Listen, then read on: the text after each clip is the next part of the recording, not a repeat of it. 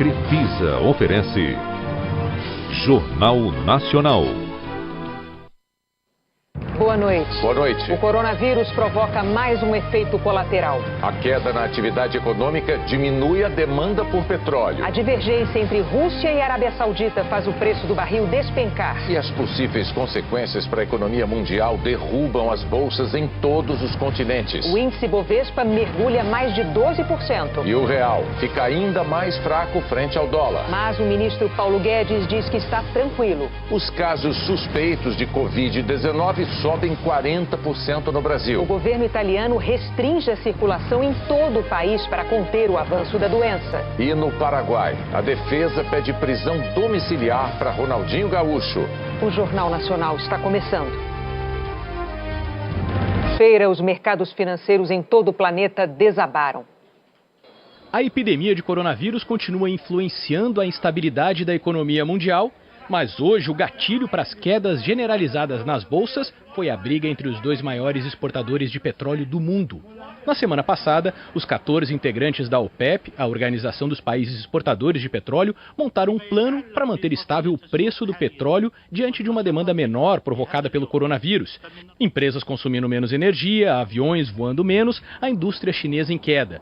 A OPEP, então, decidiu cortar a produção em 1 milhão de barris por dia. Com oferta menor, os preços tenderiam a se elevar.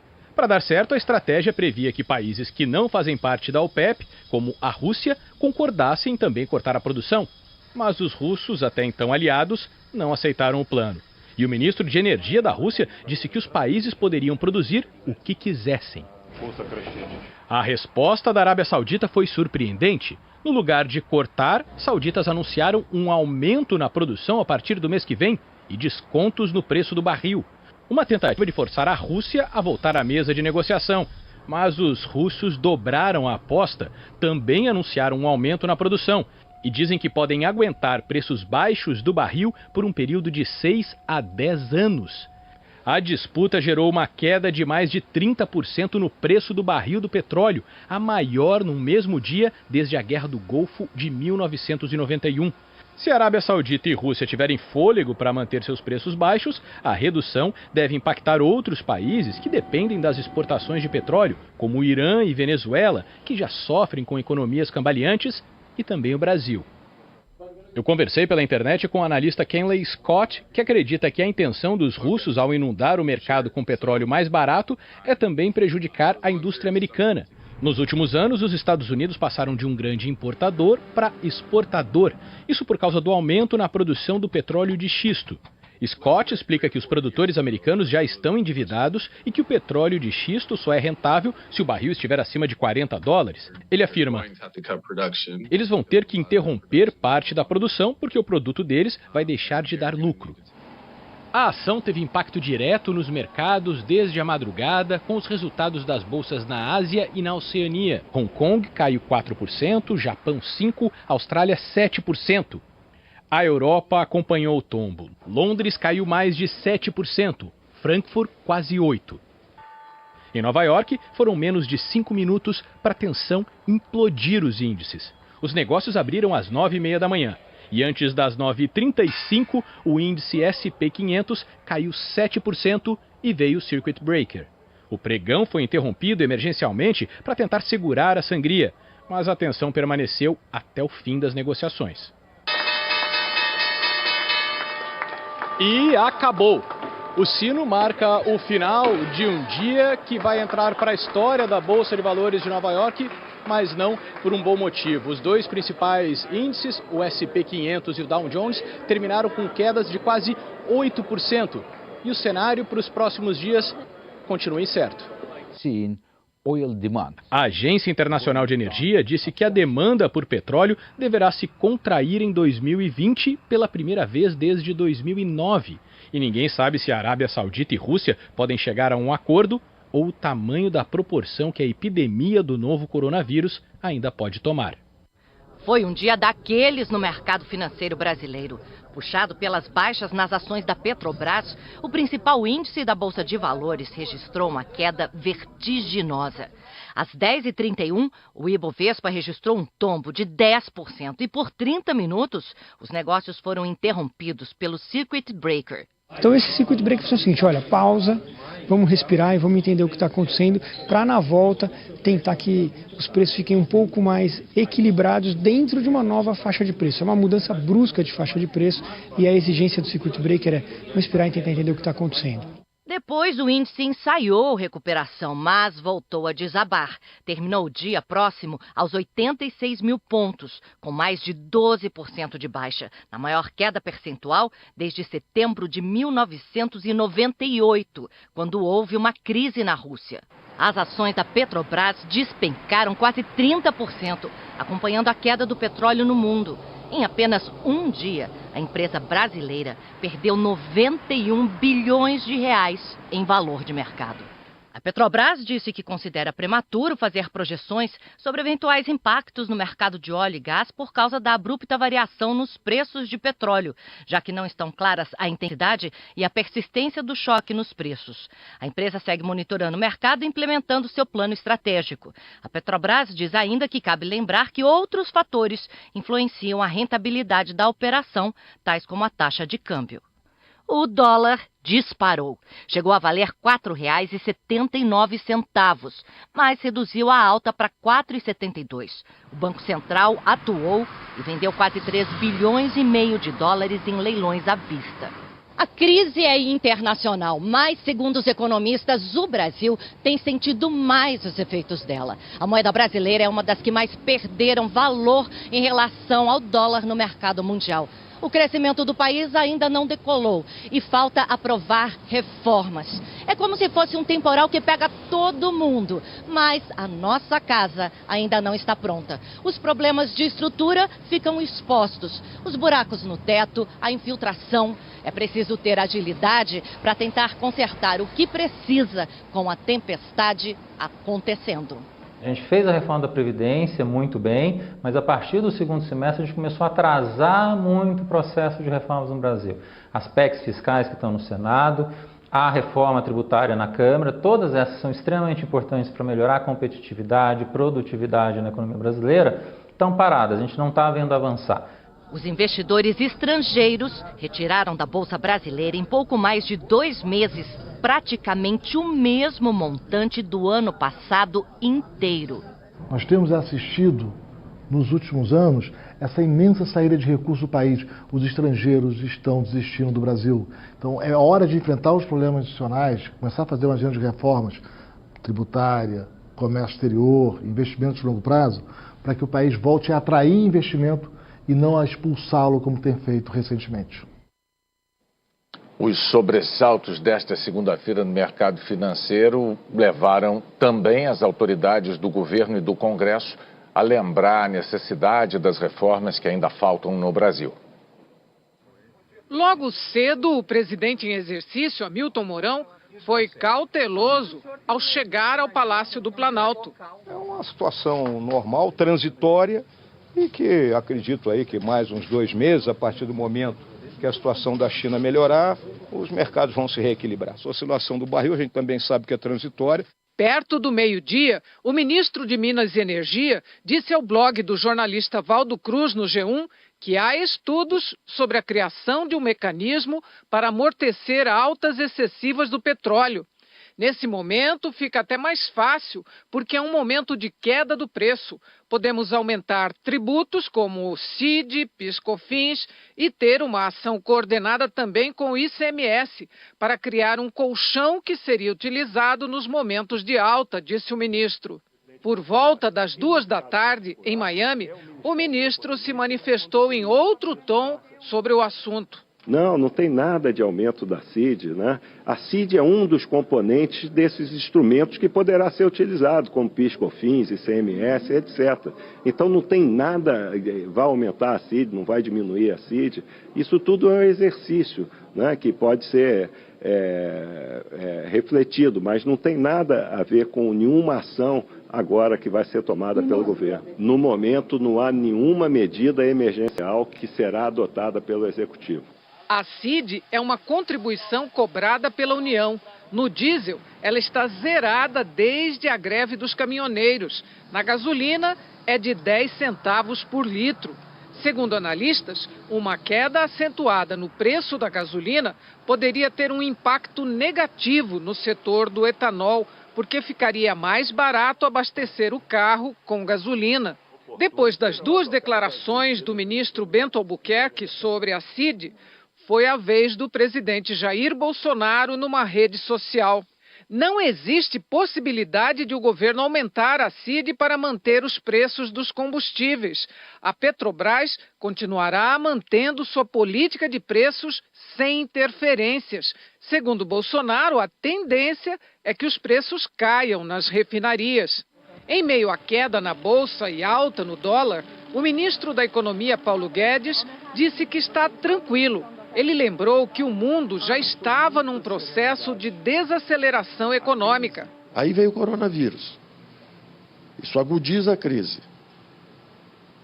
Qual a minha resposta a isso? Nós temos que manter absoluta serenidade e a melhor resposta à crise são as reformas. Nós vamos mandar a reforma administrativa, o Pacto Federativo já está lá, nós vamos mandar a reforma tributária e vamos seguir o nosso trabalho. E o Brasil tem dinâmica própria de crescimento. Então, o Brasil tem dinâmica própria. Se fizermos as coisas certas, o Brasil reacelera. Se fizermos as coisas erradas, o Brasil piora. O mundo está descendo, o Brasil está reacelerando. Nós precisamos das reformas. O Brasil pode ser realmente um país que transformou a crise em reaceleração do crescimento, geração de empregos, num mundo que está com um sério problema. Eles estão realmente com problemas, porque eles tiveram décadas de crescimento e esse crescimento se exauriu lá fora.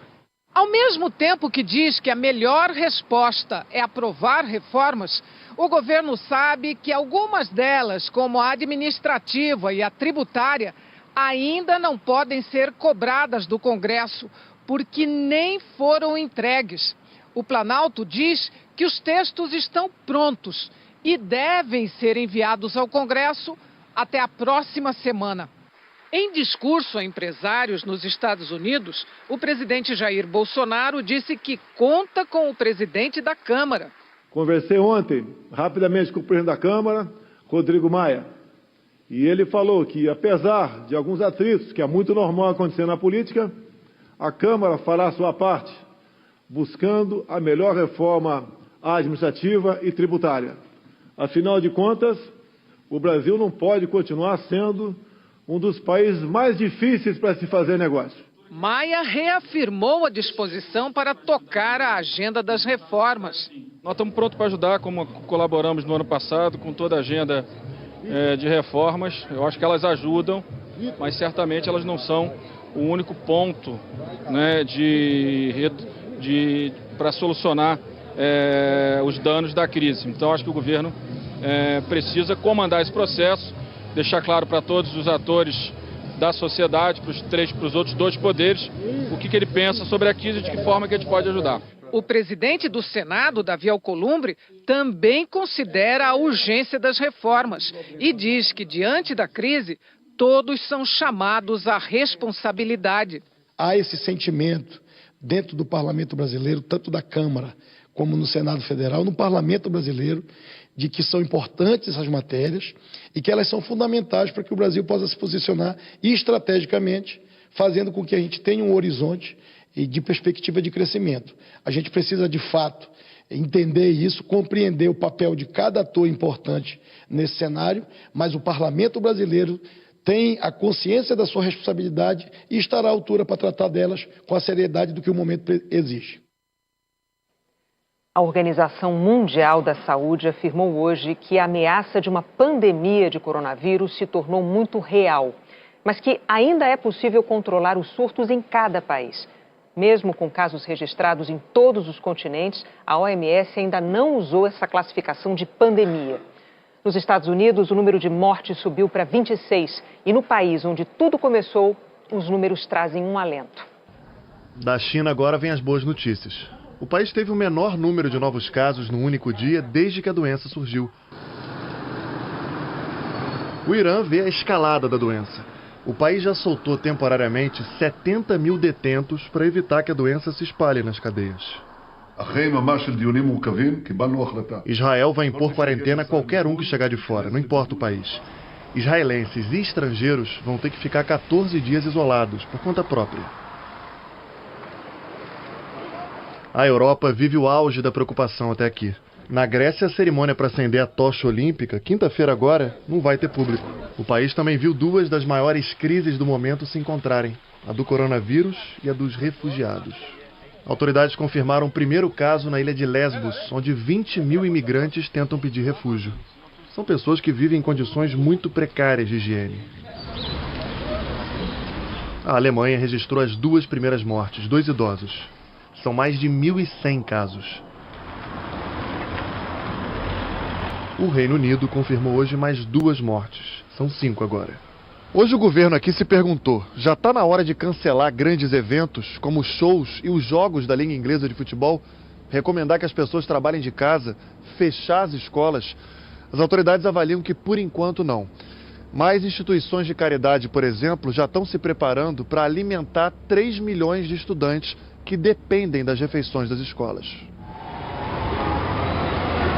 A Espanha também está preocupada. As aulas em Madrid, a cidade mais atingida, estão suspensas por 2 semanas.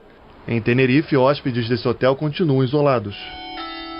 O padre do bairro reza para a doença não chegar na igreja. Ele não quer passar coronavírus para os fiéis. Por isso, nunca lavou tanto as mãos. Na Itália, onde o número de mortos chegou a 463, o governo restringiu drasticamente a circulação de todos os 60 milhões de habitantes. Se a beleza de Veneza inclui a melancolia amada pelos turistas, depois do novo coronavírus, a cidade ficou imensamente triste. Também em Milão, capital da economia italiana, as visitas estão proibidas. O norte rico da Itália ficou isolado desde hoje de manhã. Mas no novo decreto, com medidas ainda mais restritivas, anunciado agora à noite, toda a Itália se transforma num país isolado. Ci sarà l'Italia, un'Italia zona protetta. Os números nos dizem que estamos tendo um crescimento importante das infecções, das pessoas hospitalizadas, em terapia intensiva e, infelizmente, também no de pessoas mortas. Temos que mudar os nossos hábitos. Por isso, decidi adotar imediatamente medidas ainda mais rigorosas e fortes, disse o primeiro-ministro Giuseppe Conte. Todos os italianos estão proibidos de viajar, a não ser por motivos excepcionais. Estão proibidas as aglomerações de rua, até as partidas de futebol serão suspensas. A polícia terá que garantir que ninguém saia da sua cidade, controlar passageiros nas estações de trem e rodoviárias. As medidas para tentar conter a epidemia já mudaram o estilo de vida. Para manter a distância de pelo menos 1 metro entre as pessoas, os restaurantes e bares afastaram as mesas. Havia tão poucos clientes que nem precisamos forçá-los a manter uma distância segura, disse o gerente. Escolas, universidades, cinemas e museus foram fechados em todo o país. Também os sítios arqueológicos. A casa é o lugar mais seguro e é a recomendação dos médicos. Hoje, 27 presídios em toda a Itália entraram em rebelião contra as novas restrições às visitas. Em Módena, 6 presos morreram. Já são mais de 9 mil os contaminados na Itália, 24% a mais do que ontem. O país é o segundo depois da China em número de mortos. Os aparelhos para respiração já não são suficientes para uma epidemia como essa. A população italiana terá que cumprir as novas regras sob pena de ir para a cadeia. A Itália está jogando tudo nesta decisão e quer vencer a batalha contra o novo coronavírus. No Brasil, os casos suspeitos subiram 40% de ontem para hoje. Agora são 930 pessoas. Segundo o Ministério da Saúde, o número de doentes com a Covid-19 continua em 25. Mas no fim do dia, a Secretaria de Saúde do Rio de Janeiro confirmou 5 casos a mais no estado. Com isso, chega a 30 o número de doentes no Brasil. 685 casos suspeitos já foram descartados. O Ministério anunciou novas medidas contra a disseminação do coronavírus. Amostras de pessoas com gripe comum que moram nas cidades com maior número de casos vão passar a ser testadas para o novo coronavírus, mesmo que elas não tenham viajado para o exterior. Além disso, nessas cidades, todos os pacientes internados com síndrome respiratória grave também serão testados para o novo vírus.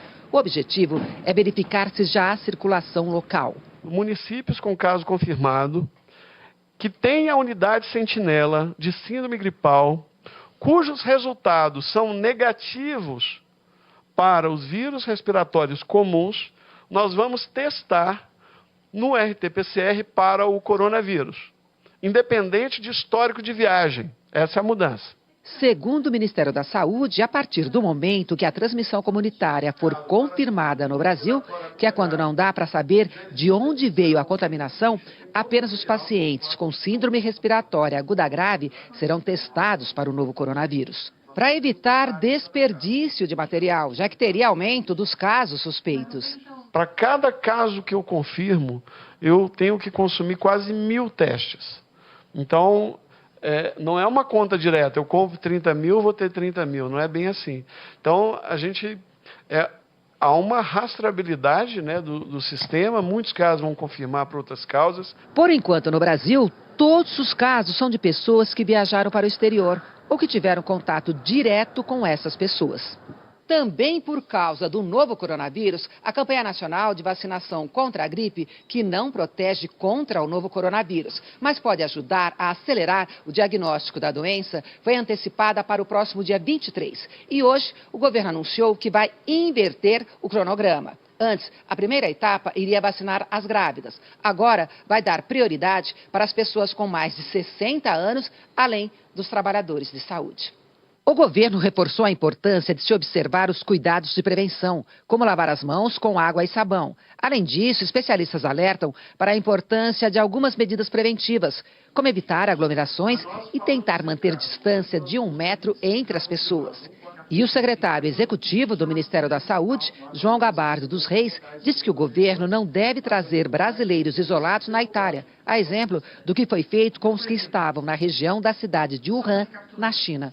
Nós temos informações de que nessa região tem de 70 a 80 mil brasileiros que moram nessa região. Não existe no radar essa possibilidade da repatriação de brasileiros que estejam na Itália. A epidemia do coronavírus deixou em suspense muitos brasileiros com viagem marcada para o exterior. Durante 2 anos, Ricardo planejou o roteiro que começaria dia 26 de maio em Israel e terminaria 15 dias depois em Roma e no Vaticano. Aí veio o novo coronavírus. A viagem está paga, mas não confirmada. No finalzinho de abril ali, eles vão gerar um comunicado se a gente vai prosseguir com a viagem ou não. A agência prometeu ressarcir tudo o que foi pago se a viagem não acontecer, mas... Vai ser muito chato, muito frustrante mesmo, assim, muito triste para mim. Só que além da frustração, há o risco de prejuízo e a discussão de quem deve arcar com ele numa situação imprevisível e de força maior. É uma crise global que pode gerar acordos, mas também conflitos. Rosana e as amigas têm mais de 60 anos e medo do novo coronavírus, mas não teve negociação com a empresa do cruzeiro para a Itália no próximo dia 19. Ou embarcamos ou perdemos tudo. Nós não queremos correr esse risco. Estamos saudáveis, podemos voltar doentes. A Associação Brasileira de Cruzeiros Marítimos informou que as questões dos cancelamentos de penalidades estão sendo conduzidas pelas companhias marítimas e seus clientes, por meio dos agentes de viagens, e que as associadas estão fazendo de tudo para resolver cada um dos casos. Entre as empresas aéreas, as atitudes variam, por isso o consumidor precisa se informar antes de cancelar, mudar ou comprar passagens. O advogado da Comissão de Direitos do Consumidor da OAB de São Paulo diz que para as compras feitas antes da epidemia, a melhor saída é a negociação, com adiamento, mudança do destino ou devolução, nem sempre de tudo o que foi gasto. Nós temos visto intransigência dos dois lados, tanto do lado do consumidor, que quer receber 100% do seu dinheiro, quanto do lado da empresa, que quer exigir que o consumidor perca 100% do que ele pagou. Nesse tipo de solução extrema, a questão vai parar no poder judiciário e aí nenhum dos dois vai sair satisfeito. Mas com a epidemia já conhecida, o consumidor pode ter mais dificuldade em obter reembolso de passagens, pacotes e seguro-saúde de viagem. O seguro ele pode negar a cobertura da indenização pelo tratamento da doença, alegando agravamento do risco. Com certeza, quem está comprando bilhete agora, quem está comprando viagem agora, não vai poder dizer que não sabia dos riscos da doença. A Associação Brasileira das Agências de Viagem não se pronunciou. Em alguns países, a preocupação com o avanço da doença acabou levando pessoas a fazer estoques de produto em casa e esvaziando prateleiras de supermercado sem a menor necessidade. Muita gente comprou o pânico do novo coronavírus. Governos deixam claro, não há a menor necessidade de fazer estoques, mas algumas prateleiras ainda parecem assim.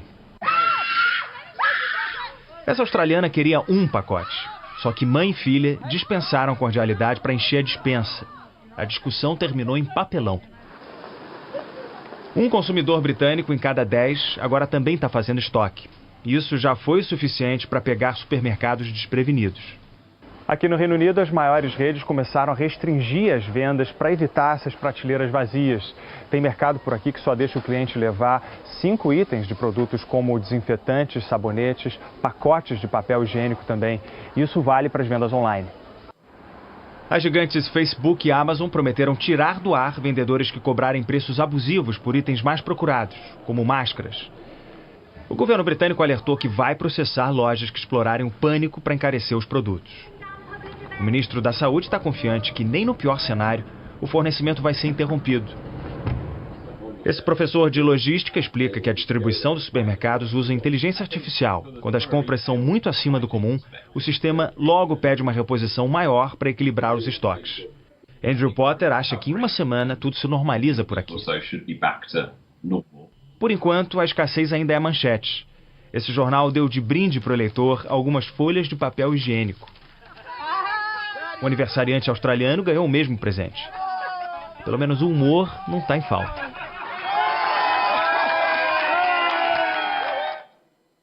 A seguir, a busca de desaparecidos em Guarujá, uma semana depois da chuva. E o projeto do governo para estimular a criação de empregos para jovens.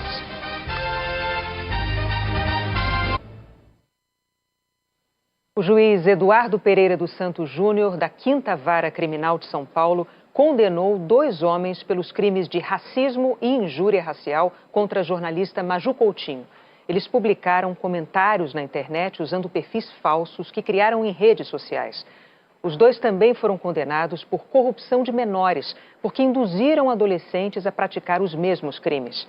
As penas variam de 5 a 6 anos de reclusão em regime semiaberto mais multa, mas os réus ainda podem recorrer em liberdade. A tragédia na Baixada Santista completou uma semana. Os bombeiros acharam 43 corpos soterrados e ainda procuram 36 desaparecidos em Guarujá. Os bombeiros encontraram hoje o corpo de mais uma vítima e partes de corpos soterrados na barreira do João Guarda. A identificação só vai ser possível por exames de laboratório. Quase todas as pessoas consideradas desaparecidas são deste morro. Por segurança, os voluntários que ajudavam nas buscas agora só acompanham. Os bombeiros usam pás e as máquinas retiram o que está mais no fundo, restos de colchões e até de carros. Guarujá está em estado de calamidade pública. A Defesa Civil interditou mais de 160 casas no morro por causa do risco de novos deslizamentos. E as equipes ainda vão vistoriar mais casas. Ela pediu para a gente desocupar a casa, porque aqui atrás tem uma pedra, né, que pode também, a qualquer momento, deslizar. Então, foi pedido para a gente desocupar a casa. 5 máquinas trabalham em pontos diferentes da barreira de João Guarda. No Morro do Macaco Molhado, a procura é pelo Cabo Batalha. Ele aparece nesse vídeo ao lado do Cabo Rogério de Moraes, minutos antes da avalanche de terra que soterrou os 2 bombeiros. De bote, os dois tiraram muitos moradores de casa antes dos deslizamentos. As buscas avançam porque a chuva deu uma trégua. Se chover forte, olha só o risco em vários pontos dos morros. Essa é a situação. Um risco para os bombeiros que estão nas buscas e também para a comunidade que mora aqui perto. Ontem foi encontrado o corpo do professor de capoeira Rafael de Oliveira, de 36 anos. Amigos e parentes prestaram várias homenagens. A Marinha está analisando como fazer o içamento do navio que naufragou há 10 dias no Amapá. O plano é usar 2 guindastes para retirar o Ana Caroline, que está a 12 metros de profundidade no rio Amazonas. Até agora foram resgatados 33 corpos. 51 pessoas sobreviveram. O governo do estado parou de divulgar o número de desaparecidos porque não havia uma lista de passageiros. Por causa do mar agitado e das condições climáticas, a Marinha remarcou para quinta-feira a retirada do óleo do navio que está encalhado há 2 semanas na costa do Maranhão. O Stellar Banner carrega quase 4.000 toneladas de óleo e 400.000 toneladas de minério de ferro. Eu já estou aqui pertinho do telão para falar com a Anne Lotterman. Boa noite, Anne. Qual é a previsão para esse começo de semana? Oi, Renata. Boa noite para você, para o Bonner. Boa noite a todos. Olha, com tempo seco no sul e chuva no nordeste. Mas eu vou começar destacando São Paulo, onde até quinta-feira não chove e as temperaturas ficam entre 27 e 28 graus. Isso vale também para a Baixada Santista. No Rio de Janeiro, sol e calor de 32 graus. Em Belo Horizonte, pode chover rápido e forte entre a tarde e a noite. Em praticamente todo o estado de Minas Gerais, tem essa previsão de pancadas rápidas. O sol aparece em toda a área amarela do mapa, mas eu quero destacar a região sul e também o centro-oeste. A onda de calor com tempo seco vai deixar a umidade abaixo dos 30% em toda essa área do Rio Grande do Sul até o sul de Mato Grosso. Lembrando que para respirar tranquilamente, sem aquela sensação de secura, o ideal é a umidade em torno dos 60%. Em Porto Alegre não há sinal de chuva nos próximos dias e a temperatura vai subir bastante. Amanhã 32 graus e no sábado deve chegar aos 37. Vamos para as outras regiões? Vamos sim, vou falar de Belém, destacar Belém porque choveu forte, pode chover mais, mas não será tão volumosa. Março costuma ser o mês mais chuvoso do ano em Belém, mas esse março está bem acima do normal. Em 9 dias choveu 92% da média para o mês inteirinho. Amanhã a região ainda está na área de temporais, que vão continuar entre Belém e também o Piauí, pegando o Tocantins até a Bahia. Em amarelo é onde podem acontecer aquelas pancadas rápidas, mas fortes. Em Belém, os temporais vêm num volume menor de chuva que nos últimos dias. Em São Luís são esperados 40 milímetros e em Palmas, Teresina e também Ilhéus, amanhã chove mais que hoje. Máxima de 29 graus em Vitória, 28 graus em Curitiba, 30 em Palmas, Teresina, Salvador e também Goiás. 36 em Cuiabá, mesmo de Boa Vista, e 31 graus em Manaus. E se você ainda não olhou para o céu hoje à noite, te convido. A lua está belíssima. Além de ser lua cheia, hoje é o apogeu, o dia que ela passa mais perto da Terra. E com isso dá a sensação de estar cerca de 10% maior e 30% mais brilhante. Vale a pena, é um espetáculo, Renata. Tá linda mesmo, Anne. Eu já fui ver. Até amanhã. Até amanhã. Uma comissão de deputados e de senadores deve votar amanhã a medida provisória que cria o Contrato Verde-Amarelo. É um projeto que estimula a geração de empregos para jovens. A Camila tem 24 anos, se formou em publicidade há 1 ano e 2 meses e desde então a luta pelo primeiro emprego tem sido grande. Mais de 30 currículos distribuídos pela cidade, até em outras áreas, mas... Eles sempre falam a mesma coisa, eles preferem uma pessoa com experiência e assim... É chato, né? Porque você se forma 4 anos para nada. Assim, você não consegue uma oportunidade de ter experiência. A proposta do governo incentiva a contratação de jovens entre 18 e 29 anos, que sonham com um emprego formal e carteira assinada, mas vivem aquele dilema. Não conseguem emprego porque não têm experiência. Mas como vão ter experiência se tentam e não conseguem emprego? O desemprego atinge quase 12% da população economicamente ativa. Entre os jovens, esse índice sobe para mais de 20%. O projeto elimina a contribuição patronal de 20% para o INSS, o salário educação pago pelas empresas sobre o salário dos empregados e destinado ao financiamento de projetos do ensino público, e as alíquotas do Sistema S nessas novas contratações. O texto também reduz a contribuição do empregador para o FGTS de 8% para 2% e o valor da multa de rescisão de 40% para até 20% se houver acordo com o empregado no momento da contratação. Com isso, o Ministério da Economia estima diminuir até 34% dos custos para o empregador e assim incentivar novas contratações. O ponto central do projeto é reduzir as onerações de folha, ele fica mais atrativo para o mercado. A expectativa é abrir 1.800.000 vagas de trabalho para essa faixa etária, com contratos de duração máxima de 2 anos. Depois, os jovens passam a ser regidos pelas regras convencionais. Para evitar a redução de vagas para os empregados mais velhos, o projeto limita as contratações a 20% do total de funcionários. O programa Verde Amarelo também quer conceder microcrédito a até 11 milhões de pequenos empreendedores. São 40 bilhões de reais em empréstimos. E flexibilizar as regras para o trabalho aos domingos, respeitando o direito ao repouso semanal remunerado de 24 horas consecutivas. Todo esse incentivo deve custar 10 bilhões de reais. O dinheiro vem de uma reserva do governo criada no ano passado específica para esta medida provisória. A MP foi editada em novembro e tem que ser votada até abril, senão perde a validade.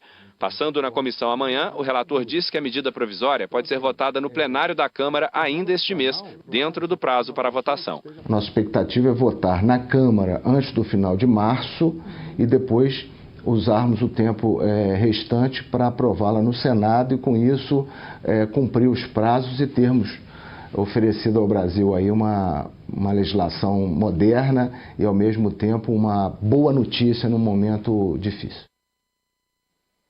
O príncipe Harry e a duquesa Meghan Markle participaram hoje do último compromisso oficial como integrantes do primeiro escalão da realeza britânica.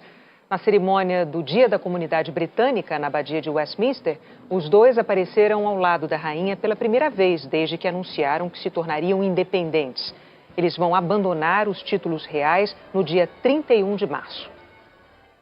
A seguir, a seleção feminina de futebol faz um teste importante para a Olimpíada. No Paraguai, a defesa pede prisão domiciliar para Ronaldinho Gaúcho.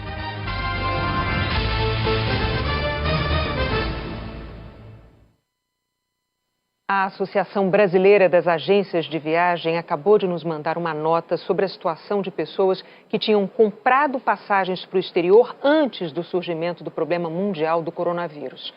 A ABAV declarou que não há regras gerais de remarcações das viagens e que cada caso está sendo analisado individualmente. A defesa do ex-jogador Ronaldinho Gaúcho entrou na Justiça Paraguaia com um pedido para tirá-lo da cadeia. Mais uma vez, a equipe de advogados levou comida para Ronaldinho e Assis. Os dois seguem presos desde sexta-feira à noite no Paraguai. Os advogados protocolaram um recurso pedindo que o ex-jogador e o irmão sejam transferidos para uma prisão domiciliar em Assunção. A nova audiência está marcada para amanhã de manhã aqui no Palácio de Justiça.